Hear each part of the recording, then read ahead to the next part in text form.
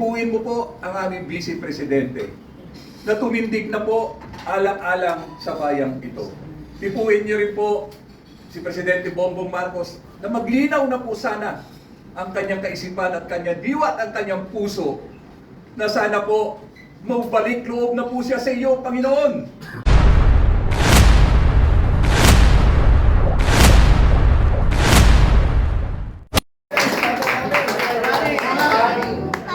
Pakinggan po natin ang muna ng peace and order. Thank you so much. Pakinggan po natin si Tatay Rani. We called him last night pero alam namin busy siya kasi nag-negotiate ng pinagbuwan. But today, we came over and he's going to declare na ang kanyang saloobin at saloobin ng kanyang mga nasasakupan sa Quezon City at pinamuno ang malawak na alyansa. Pakinggan natin sa panawagang the legitimate leader to unite the people for the redemption of the country is none other than Vice President Sara Duterte. Go ahead po natin. Yes, pero nakakapagod din, pero matatalo lang eh. Matatalo lang ang pinaglalaban pagka nararamdaman natin ang mga sitwasyon ngayon. Talaga namang lahat ng paraan, lahat ginagawa ng gobyernong ito. Parang mafia na ang gobyerno natin. Yes. Lahat ginagawa para lang i-suppress ang lahat ng hinanaing ng tao. Ginagamit ang lahat ng ahensya ng gobyerno para pagtakpan ang mga pagnanakaw at ang pangwawalang iya nila sa taong bayan. Ang taong bayan, pagod na. Naghahanap ng isang tamang leader. Sabi nga nila, tay, paano naman kami?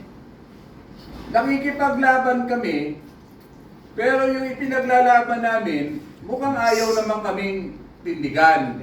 Yes. Kaya at least, ito hong pagkakataong ito, itong pananawagan po ng mga kasamahan ko na nagmamalasakit sa bayang ito, ang pagmamalasakit po sa bayang ito ay kailangan po taong bayan at yung tinatawag nating alternative leader. Po mga ordinaryong tao, tinataya po rin namin kung ano meron kami.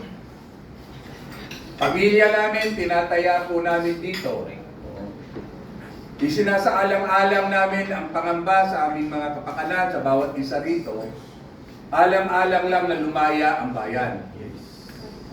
Pero mas tatatag ang labang ito kung may tatayong isang leader sa amin.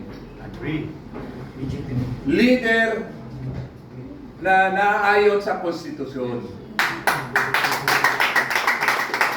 Na acceptable sa taong bayan. Kaya po sana Madam Inday Sara, alang-alang po sa bayang ito, alang-alang po sa mga kababayan nating hirap na. Sana po tuwindig na po tayo, magkaisa po tayo,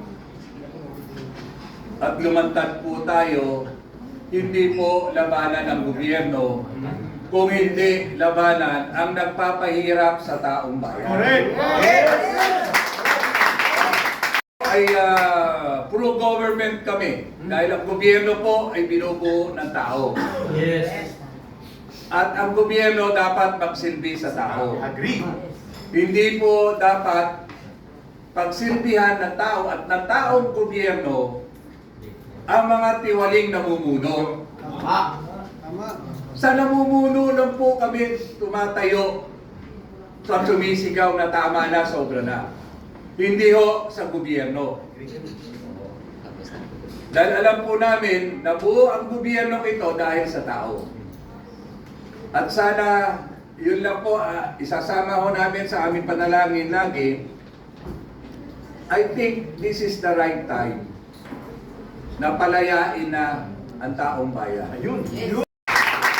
Na lumaya na ang taong bayan sa kahirapan at malawakang pagnanakaw sa pera ng bayan. Tama!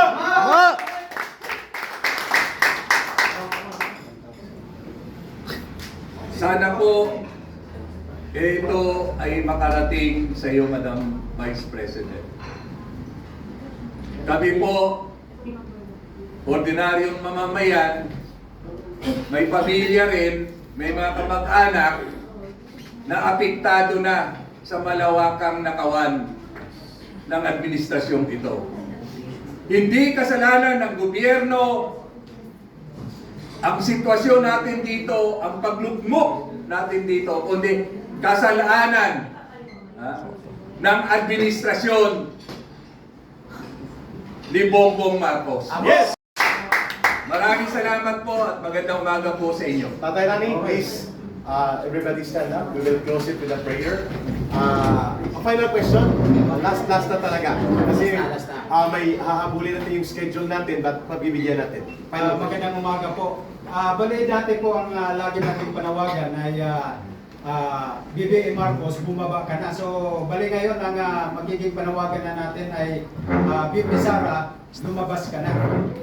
Kasama po yun. Pangunahin pa rin po ang pag-alis ni Marcos on resignation call, which is a constitutional option. Hindi po yan nawawala. It's ano yan, twin. Twin call. Ha? Bread and butter. Ano bang? Magkasama. Magkasama yan. Magkasama. Bread and butter. It's not one or the other. Aha. It should be both. Both. Pero hindi lumabas. I-connect namin. Manindigan ka na kasama ng bayan. Oh. No, kay Lini yun eh. Let Sarah join the people to redeem the country. Yun ang goal. So, ang mga gusto niyo pang itanong sa susunod ng activities kasi masarap po ang fellowship sa barbecue pag may init. Kilang Ama, maraming salamat po sa oras na to na nagtitipon-tipon po kami mga anak niyo. Sa oras po ito, paspasan niyo po kami. Alam po namin nalulungkot din po kayo, Ama, sa nangyayari sa bayang ito. Muli, itinataas po namin sa iyo yung himala na hinihintay ng taong bayan. Ipuin mo po ang aming Vice Presidente na tumindig na po alang-alang sa bayang ito. Ipuin niyo rin po si Presidente Bongbong Marcos na maglinaw na po sana ang kanyang kaisipan at kanyang diwa at ang kanyang puso na sana po maubalik loob na po siya sa iyo, Panginoon, para po maramdaman niya na kayo ang tunay na Panginoon at kayo ang tunay na nagagalak pag ginagampanan niya ang kanyang tungkulin para sa bayan at sa ating mamamayan. Hirap na kami, Lord. Sana, Lord, itong oras na to, yung milagrong hinahanap po namin, alang-alang po sa iyong mga anak, alang-alang po sa aming mga kapatid, na hirap na araw-araw hindi na malaman kung saan pupunin ang pagkain. At kami ay mula sa iyo at hindi mo kami pababayaan. Kaya Panginoon, sagipin mo po ang bayang ito na sadyang ginawa mo para sa bansang Pilipino at sa mga Pilipino. Panginoon, nawa po sa oras na to, sabi nyo nga po, pag merong higit sa isa na nagsasama-sama sa iyong ngalan, kapiling ka po namin. Ang pag-asa ng bayan, Panginoon, ang pagkakaisa. Ang pagkakaisang ito, Panginoon, ay magmumula sa iyo. Kaya, sa ngalan ng iyong anak na si Jesus, dinggin mo po ang panalangin ng sambayanang Pilipino. Pasalamat sa buhay na binigay niyo sa amin. Pasalamat sa lahat ng bagay na ginawa mo para sa amin. Pero ngayon pa lang, Panginoon, sasabihin na po namin na ipagkakaloob niyo po sa amin ang kapayapaan ng bayang ito. Naway ang pagmamahal sa kapwa at pagmamahal din sa iyo. Diyan po ang panalangin ng sambayanang Pilipino na baguhin niyo na po ang mga nangyayari sa bayan ito. Amen.